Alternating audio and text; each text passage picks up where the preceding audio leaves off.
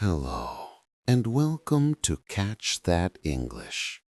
This is your English for sleeping story, made to help you relax and improve your listening at the same time. You don't have to focus or understand every word. Just enjoy the rhythm, the melody of English. The more you listen, the more your brain learns, naturally, in your sleep. So lie down, feel your body getting lighter, and let English guide you into dreams. If you like this peaceful way of learning, remember to subscribe for more bedtime stories. Now, you're going to listen to answers to those random questions that come to your mind before sleep. So close your eyes and let's begin. Why is the value of money connected to gold? When we talk about money, we often think about gold. Since ancient times, this metal has been a symbol of wealth, power, and stability. But why gold? Why not silver, iron, or copper? The answer is in its special mix of chemistry, rarity, and human psychology. Gold is unique. It doesn't rust, it doesn't fade, and it doesn't dissolve in water. Even if you bury a gold coin in the ground for 1,000 years, it will look almost the same.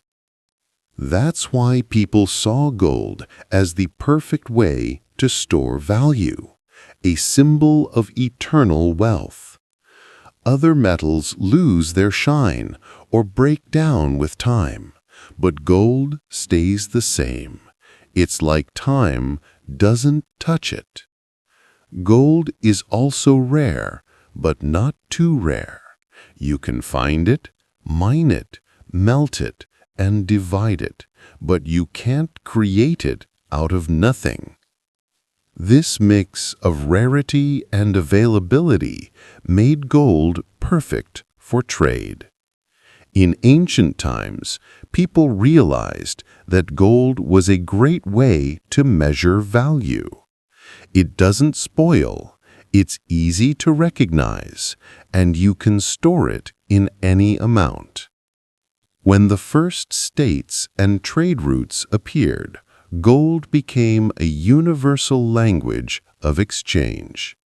A merchant in Egypt, Greece, or China understood the worth of a gold bar, even if they didn't speak the same language. Gold coins started to appear about 3,000 years ago. They carried not just metal, but trust. Each coin represented a promise. I am worth this much work and resources. But as trade grew, keeping and moving gold became difficult, so people started using paper money, receipts that banks or rulers gave in exchange for real gold kept in storage. You could always bring the paper back and get your gold again. That's how the idea of the gold standard appeared. Each banknote meant a promise to give a certain amount of gold for it. This system worked until the 20th century. For example, in the early 1900s, $1 could be exchanged for 1/20th of an ounce of gold. People trusted money because they knew behind it stood real value, a shiny metal resting in a vault. That trust was the foundation of the whole money system. But as world economies grew, there wasn't enough gold. You couldn't print more money than the gold that existed. And when wars or crises happened, countries needed flexibility, the ability to print more money to support the economy. In 1971, the United States finally abandoned the gold standard, and soon the rest of the world followed. Since then, money has not been tied to gold anymore. Its value now comes from trust, the belief that the government and the people agree it has worth. We call such money fiat money, from Latin fiat, meaning let it be. It means money has value because everyone accepts it. Still, gold hasn't lost its magic. Even in the digital age of cards and cryptocurrencies, gold remains a symbol of safety and reliability. Central banks still keep gold reserves as insurance for hard times. When the global economy becomes unstable, gold prices rise. People look for protection in it, just like ancient merchants did. Over the years, people tried to replace gold with other materials. There were silver and copper standards, and even paper systems without metal support. But only gold had all three qualities of perfect money: durability, rarity, and universal trust. You could say that the value of gold is not only physical, but also psychological. For thousands of years, people have seen it as a symbol of wealth and beauty. Its shine and weight give a feeling of something real, something eternal, untouched by time. Why do cactuses have spines? A cactus is one of the most unusual plants on Earth. It lives where others can't survive, under the burning sun, among stones and sand, where rain may not fall for months. And yet cactuses feel strong there, as if the desert was made just for them. Their biggest secret is the spines. They look sharp and dangerous, but in truth, they are nature's smart invention, a beautiful way to survive in a harsh world. A long time ago, the ancestors of cactuses looked like normal plants. They had leaves, stems, and flowers. But then the climate on Earth began to change. Places that were once wet became dry. Plants that couldn't adapt died out. But cactuses found another path. They learned to save and protect water. The first thing that changed were the leaves. Normal leaves lose a lot of water through tiny holes called pores. In hot weather, that meant death. The sun dried water faster than the plant could take it in. So nature made a clever move. The leaves became smaller and smaller, and finally turned into spines. This way, the cactus almost stopped losing water. But spines didn't just replace leaves.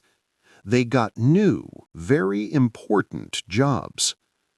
The first job, protection. Many desert animals look for water, and the cactus has plenty inside. Its stem, like a sponge, holds precious rainwater. Without spines, animals would eat it easily. Try to bite a cactus once, and you'll understand why even camels stay away. The second job, shade and cooling. Spines look too thin to fight the heat, but when there are thousands of them, they create a soft shadow over the plant. This lowers the surface temperature and helps the cactus stay cool. Under the blanket of spines, air moves slower. Evaporation is smaller, and the cactus keeps its freshness. The third job, collecting water.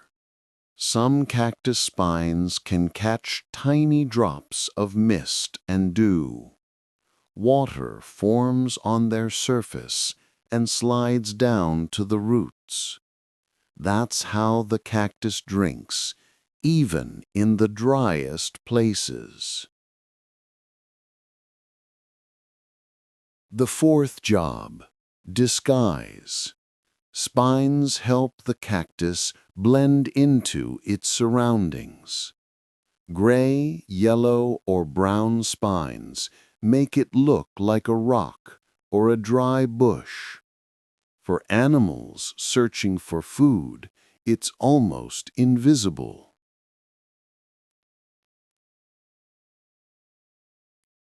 Interestingly, every cactus species created its own kind of spines. Some are long and sharp like needles. Others are short and soft like fur. Some spines are silver and reflect the sun like mirrors. Others form thick coats that protect from the cold desert nights. But here's a question. If the cactus has no leaves, who makes food for it from sunlight? The answer is simple: the stem. The green, thick, juicy stem is where life happens. It's a storage for water, a factory for energy, and a strong support all in one. The spines are just its guards, protecting the treasure inside. Even the shape of a cactus is nature's masterpiece. Round and cylinder shapes spread the sun's heat evenly. The thick skin keeps the water inside. And the pores, those tiny breathing holes, open only at night when the air is cooler, so less water is lost. For humans, cactus spines have always been mysterious. They're both beautiful and dangerous. Ancient tribes used them as needles, hooks, and jewelry. Today, scientists see in them a great example of how life adapts to even the hardest conditions. You could say that cactus spines are the language of survival. They tell a story about how weakness turned into strength. When other plants died under the heat, the cactus let go of its leaves and became what it is today, a quiet master of endurance. What are gases? Gases are one of the three main states of matter, along with solids and liquids. We meet them every day, even if we don't notice. The air we breathe, the steam above a cup of tea, the bubbles in soda, all of these are gases. They're invisible, always moving, and they play a huge role in how our world works, from breathing to weather and climate. To understand what gas is, imagine matter on a microscopic level, atoms and molecules. In solids, the particles are packed tightly together and can only vibrate in place. In liquids, they're still close, but they can slide past each other and take the shape of their container. But in gases, everything is different. The molecules are far apart and move very fast in all directions. That's why gases don't have a fixed shape or volume. They fill all the space available. If you open a bottle of perfume, the smell quickly spreads around the room. That's the gas molecules moving and colliding with air molecules. This process is called diffusion. Gases naturally spread out to fill the whole area. Gases also have another interesting property. They can be compressed. If you make the space smaller, the pressure increases because the particles collide more often. This is how pumps, air tanks, and even our lungs work. When you breathe in, your chest expands, the pressure drops, and air flows in. When you breathe out, your chest gets smaller, the pressure rises, and air goes out. Scientists have been studying gases for centuries. In the 17th century, Robert Boyle discovered that when you make the volume of a gas smaller, its pressure increases. Later, Jacques Charles and Joseph Gay-Lussac found that gases expand when heated and shrink when cooled. These discoveries became the foundation for the gas laws that explain how pressure, volume, and temperature are connected. But why are gases so important for life? Let's start with the air. Air is a mix of gases, about 78% nitrogen, 21% oxygen, and less than 1% carbon dioxide, argon, and others. Oxygen is essential for breathing and burning. Nitrogen, though calm, helps create proteins and DNA. Carbon dioxide is vital for plants. They use it to make food from sunlight through photosynthesis. Gases also help keep our planet warm. Some gases in the atmosphere, like water vapor, carbon dioxide, and methane, act like a blanket. They trap heat and stop it from escaping into space. Without them, Earth would be too cold for life. But when there's too much of these greenhouse gases, the planet warms up. This is global warming. In technology, gases are everywhere too. Compressed air powers train brakes. Oxygen and acetylene are used for welding. Helium fills balloons because it's lighter than air. Carbon dioxide makes drinks fizzy. Even in space, gases exist. Stars, including the sun, are made of hot gases in a special state called plasma. There are also special types of gases, like noble gases: helium, neon, argon, krypton, and xenon. They rarely react with anything, so they're perfect for lamps and electronics. But there are also dangerous ones, like chlorine or carbon monoxide, which can be deadly even in small amounts. The science of gases touches many areas: physics, medicine, and even cooking. When you bake bread, yeast releases carbon dioxide, which makes the dough rise. When we breathe, our body takes in oxygen and releases carbon dioxide. Even our emotions are connected to breathing. A deep breath calms us, while short, quick breaths show stress or fear. Now, what did Native Americans like to eat?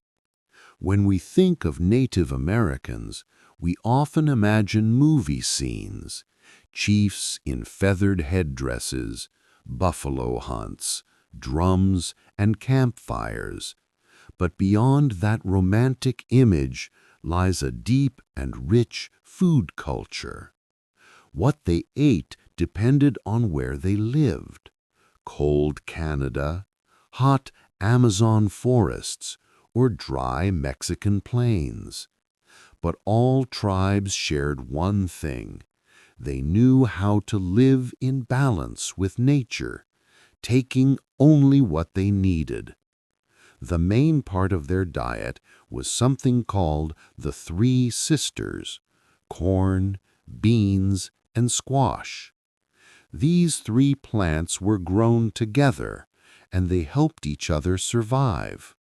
Corn grew tall, giving beans a place to climb. Beans made the soil richer, and squash covered the ground with its wide leaves, keeping the moisture in. It was an amazing example of natural farming. In technology, gases are everywhere too. Compressed air powers train brakes. Oxygen and acetylene are used for welding. Helium fills balloons because it's lighter than air. Carbon dioxide makes drinks fizzy. Even in space, gases exist.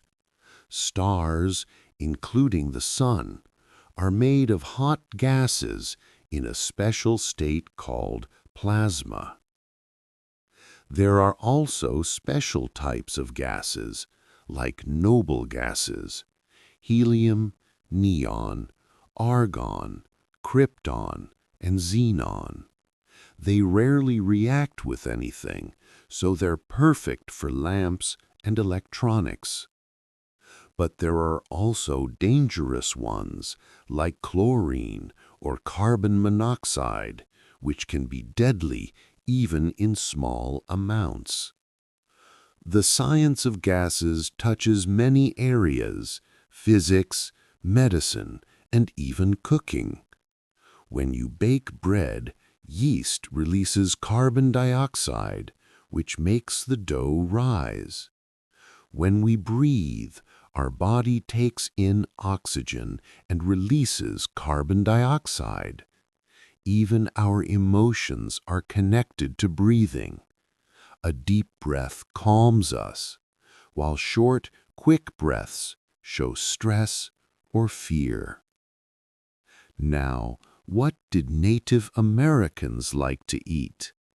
When we think of Native Americans, we often imagine movie scenes: chiefs in feathered headdresses, buffalo hunts, drums, and campfires.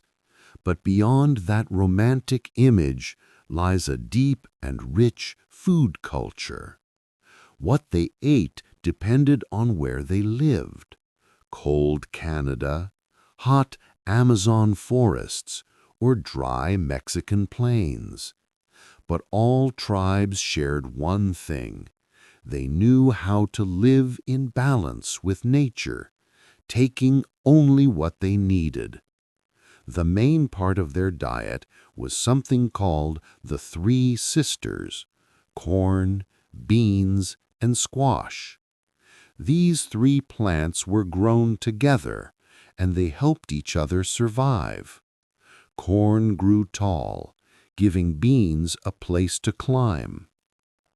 Beans made the soil richer, and squash covered the ground with its wide leaves, keeping the moisture in. It was an amazing example of natural farming. Corn was sacred to many tribes. They boiled it, roasted it, ground it into flour, and made porridge, flatbreads, and drinks. The Maya and Aztecs even believed humans were created from corn dough. They made dishes like tamales, dough wrapped in corn leaves and steamed. Beans and squash added proteins and vitamins, making the meals balanced and healthy. Spices like chili peppers and wild herbs gave warmth and flavor. Of course, Native Americans also hunted and fished. On the Great Plains, the main animal was the buffalo. It gave meat, fat, bones, and hides. Nothing went to waste. The meat was dried or smoked to make pemmican, a high-energy food that lasted for months.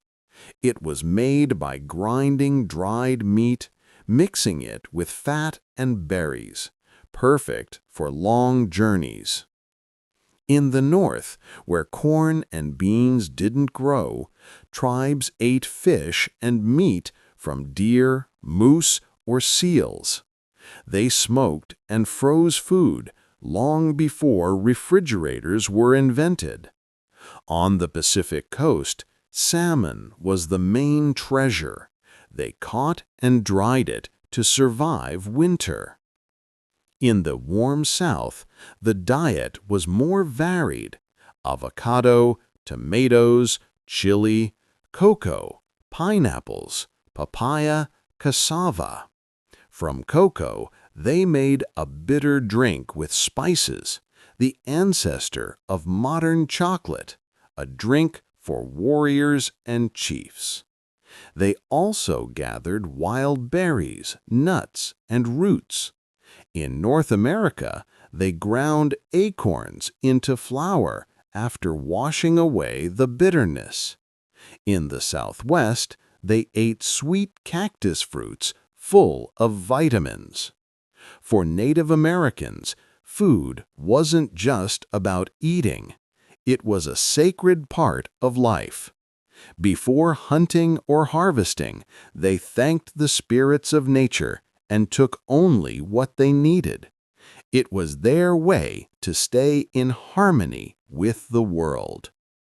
Imagine a morning in a native village.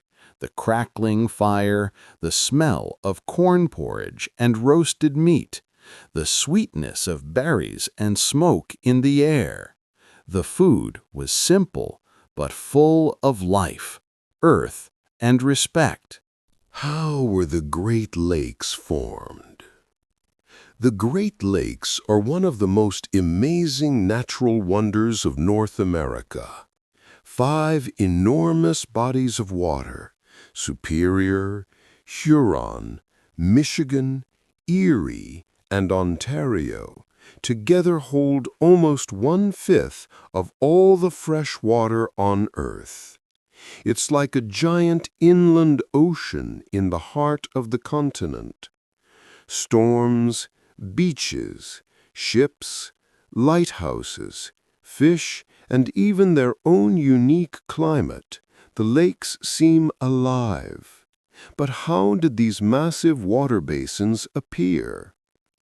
To understand that, we need to go back tens of thousands of years to a time when our planet was covered with ice. Around 2 million years ago, the Ice Age began. The climate got colder, and huge ice sheets started to move down from the north, slowly covering Canada and the northern parts of the United States.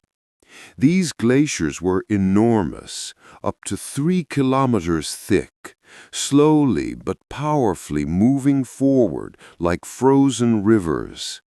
Under their weight, the Earth's surface bent. Mountains were ground down, and valleys turned into deep grooves. Where the Great Lakes now shine, there were once massive sheets of ice. As they moved, they scraped and carved the land beneath them, crushing rocks, soil, and clay, like a giant natural grinder. Everything in their path was pushed and shaped, leaving behind ridges and deep holes. This process is called glacial erosion, when ice reshapes the land. Then, about 14 to 12,000 years ago, the climate began to warm. The glaciers started to melt and retreat. That's when the next stage began, the melting phase. Billions of tons of ice turned into water, filling the deep basins carved out by the glaciers. Those were the first versions of the Great Lakes. At first, these were enormous glacial lakes, vast seas of meltwater. For example, where Lake Superior and Huron are now, there once was a single ancient lake called Lake Agassiz. It stretched for hundreds of kilometers, and as the glaciers kept melting, its shape and size changed again and again.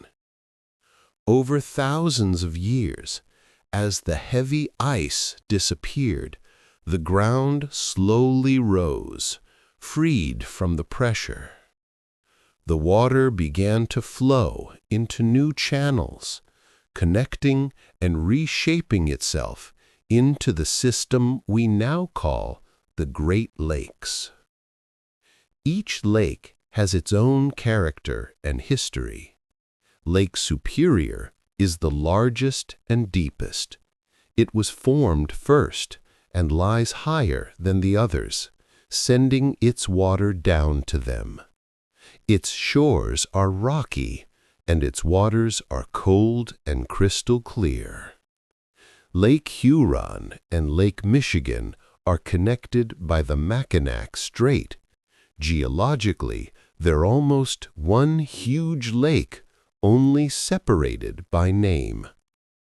Lake Erie is the shallowest and the warmest, which means it freezes quickly in winter and becomes full of life in summer. Lake Ontario is the last one in the chain, and from it flows the St. Lawrence River, carrying the Great Lakes' waters all the way to the Atlantic Ocean. The system is perfectly balanced. Water that enters Lake Superior takes decades to travel through all 5 lakes before it finally reaches the ocean.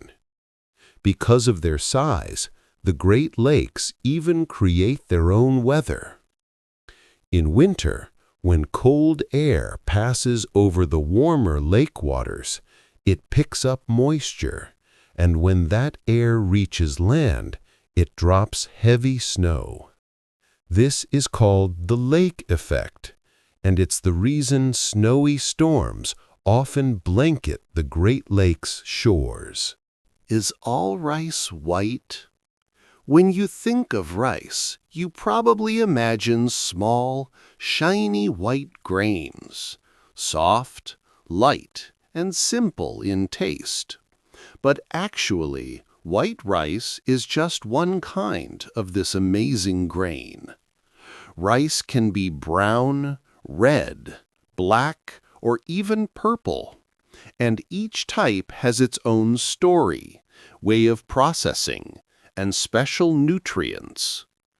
To understand why rice looks and tastes so different, we need to see how it grows, how people process it after harvest, and what it means in different cultures.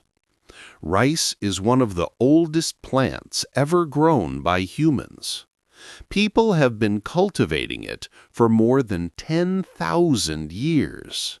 Its homeland is Southeast Asia, the valleys of the Yangtze and Ganges rivers. In those warm and wet places, people noticed that wild rice could grow if it was planted in flooded fields. That simple discovery changed everything.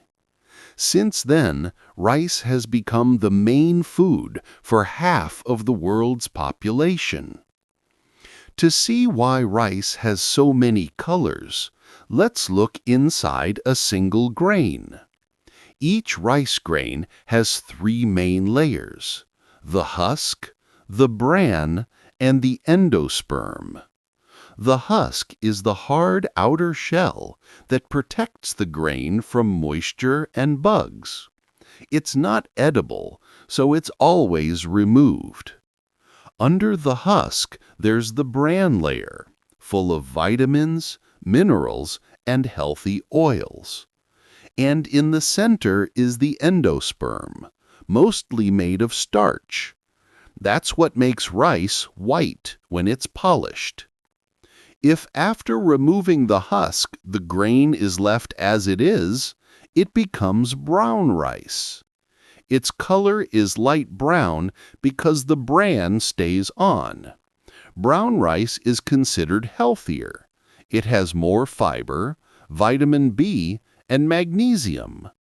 But it takes longer to cook and has a light nutty flavor, which not everyone likes. When all the bran is removed, the rice becomes white.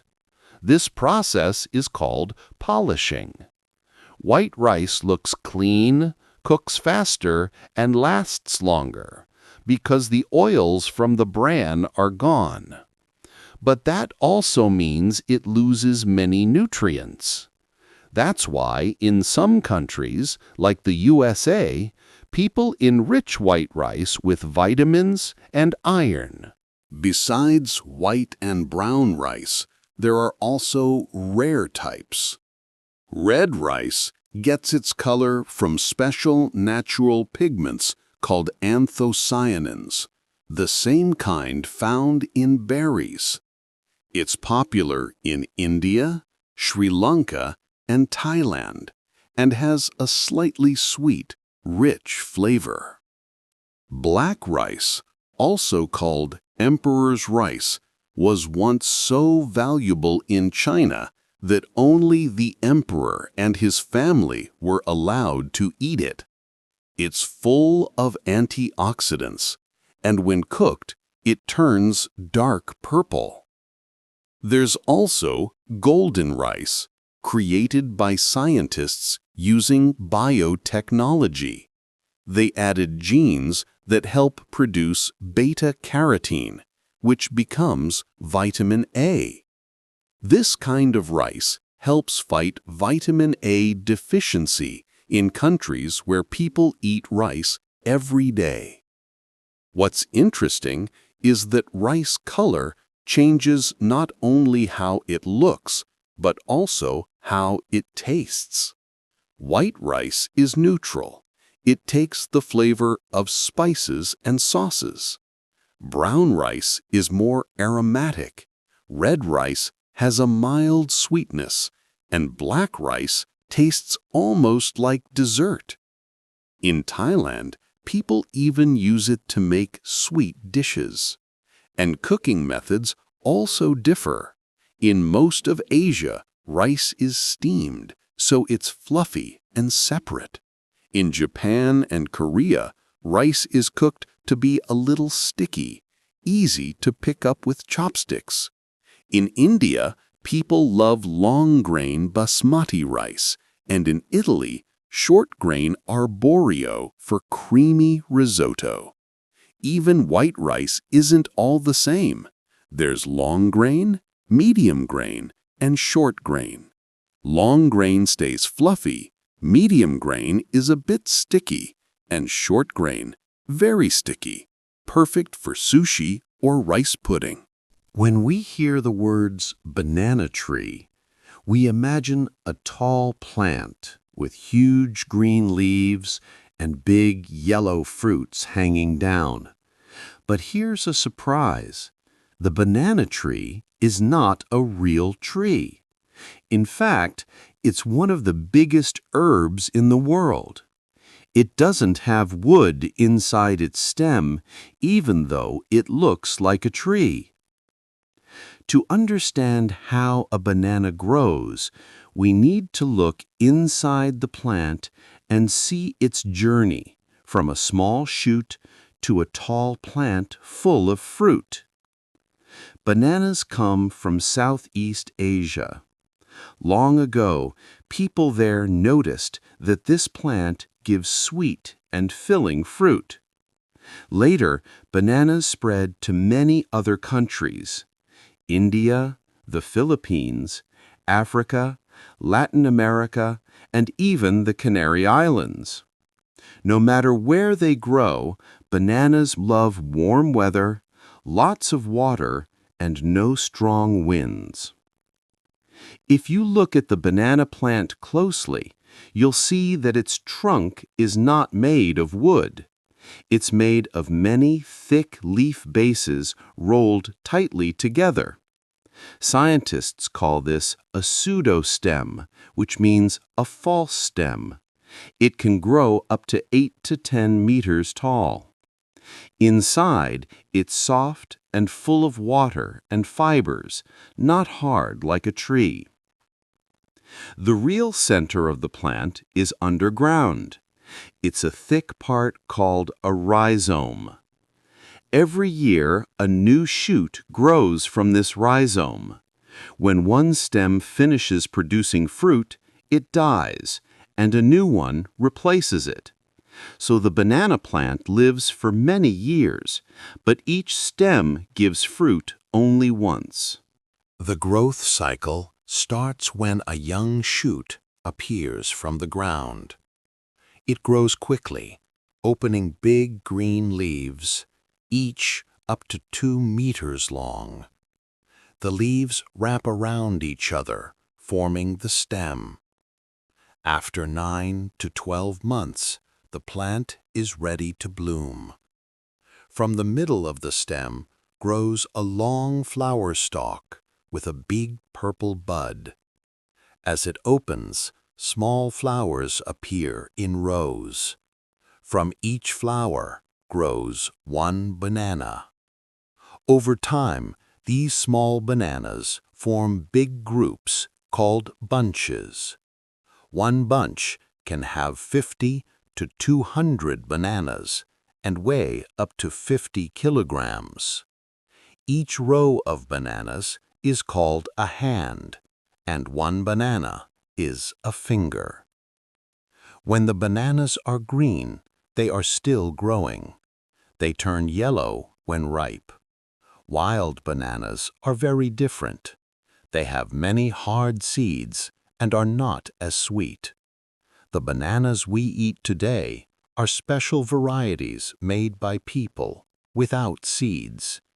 They grow from new shoots, not from seeds.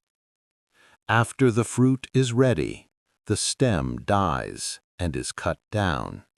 But from the rhizome below, a new shoot soon appears. This is why banana plantations can produce fruit all year round. While one stem is giving fruit, another is growing, and a third one is just starting to form.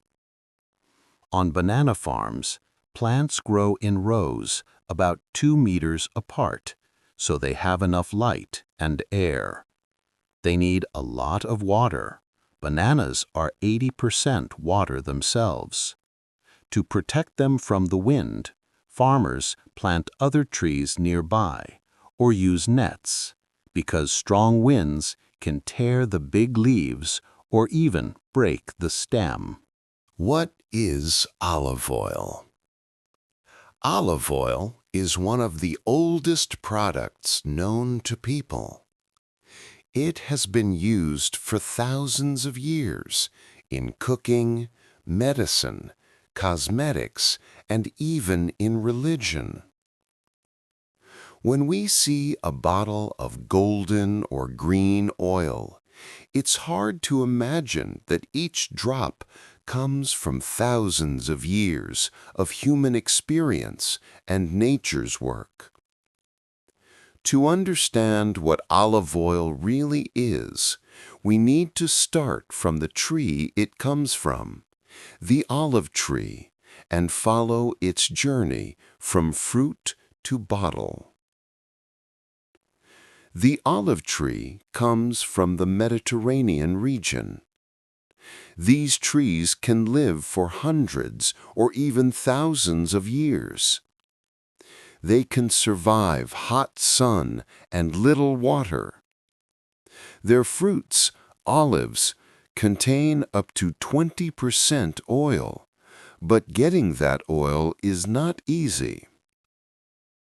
Olives must be picked at the right time, cleaned, crushed, and pressed. The quality of the oil depends on the fruit. There are different types of olive oil, and they depend on how the oil is made. The best kind is called extra virgin olive oil. It's made only by mechanical methods, no chemicals or heating. This oil has a strong taste and smell, sometimes fruity or slightly bitter. It's the healthiest type because it keeps the most vitamins, antioxidants, and natural compounds. There is also virgin oil, which is a bit lower in quality, and refined oil, which is cleaned to remove bitterness and smell.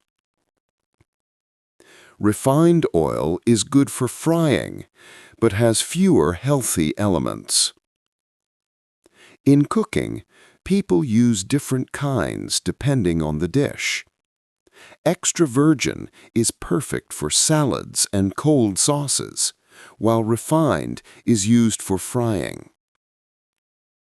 The process starts with picking the olives. In the past, people collected them by hand, shaking the branches so the fruits fell on a cloth. Today, farmers use machines that gently shake the trees. After that, the olives are washed and crushed into a paste. The paste goes into special presses or centrifuges to separate the oil from the fruit and water. The fresh oil is then filtered and poured into bottles. But olive oil isn't only food.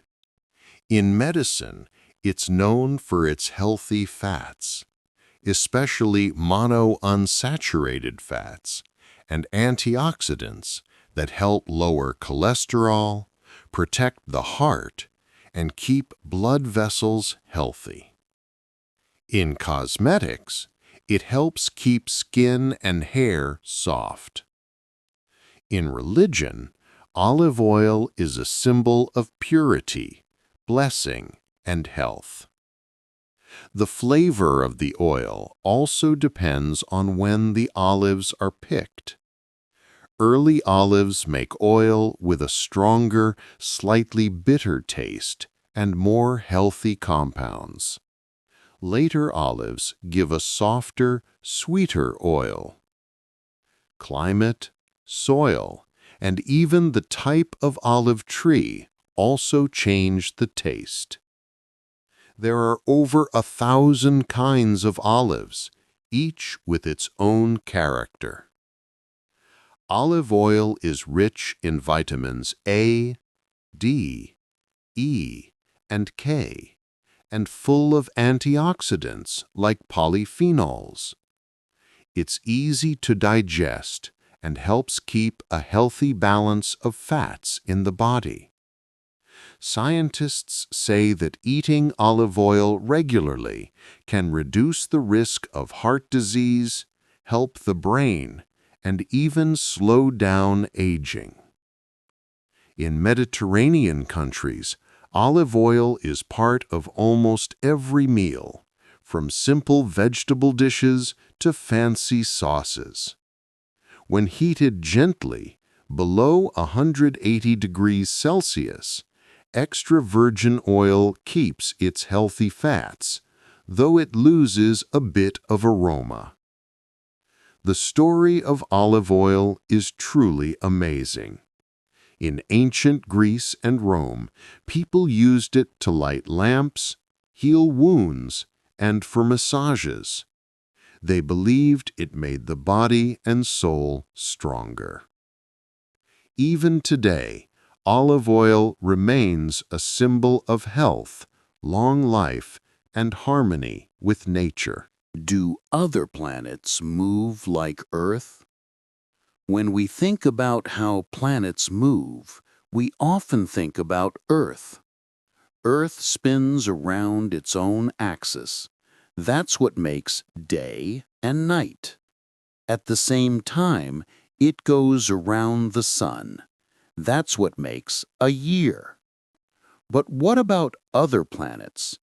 Do they move in the same way, or does each one follow its own rules? The answer is simple and amazing at the same time. The laws are the same, but the speeds, sizes, and movements are different.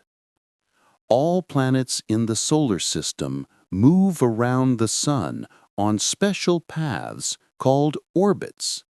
These orbits are not perfect circles, but ellipses, oval shapes. This idea was discovered by the astronomer Johannes Kepler in the 17th century. He made 3 famous laws.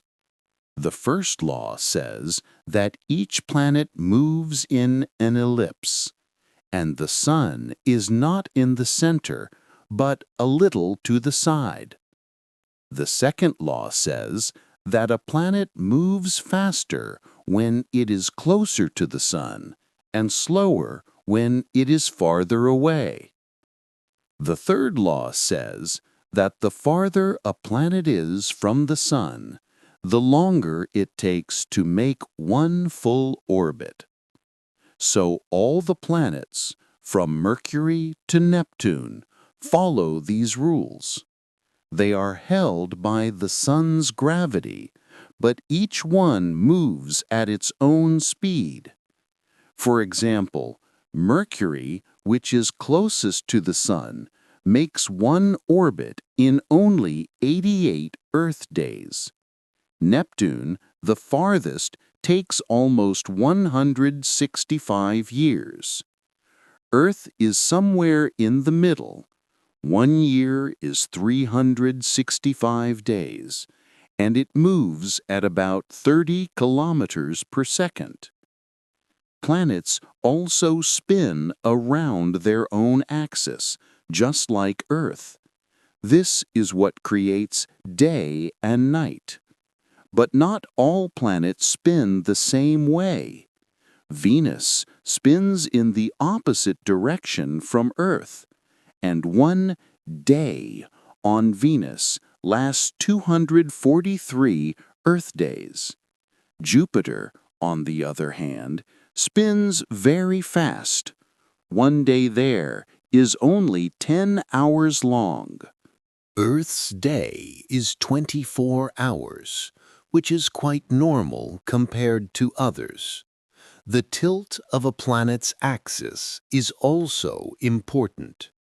Earth's axis is tilted by 23.5 degrees. That's why we have seasons. Other planets have different tilts. For example, Uranus is tilted almost 98 degrees. It practically lies on its side. Because of this, summer and winter there can last for many years. Mars has a tilt similar to Earth's, so it also has seasons. The way a planet moves depends on its mass, the sun's gravity, and other objects around it, like moons or nearby planets. Planets don't move alone. They are affected by each other's gravity and by solar tides. That's why their orbits are not perfect circles. They are slightly stretched or shifted. Sometimes gravity causes small changes in their paths. These are called orbital resonances. For example, Jupiter's strong gravity affects asteroids between Mars and Jupiter, creating gaps where no asteroids can stay. Even though all planets follow the same physical laws, their speed, direction, and even weather are different. Fast-rotating planets like Jupiter have huge storms and winds that can reach hundreds of kilometers per hour. Slow planets like Venus have calmer, thicker atmospheres, quiet on the surface, but stormy high above. Outside our solar system, there are many exoplanets, planets that move around other stars. They also follow the laws of gravity, but their orbits can be very unusual, long, tilted, or twisted by nearby stars.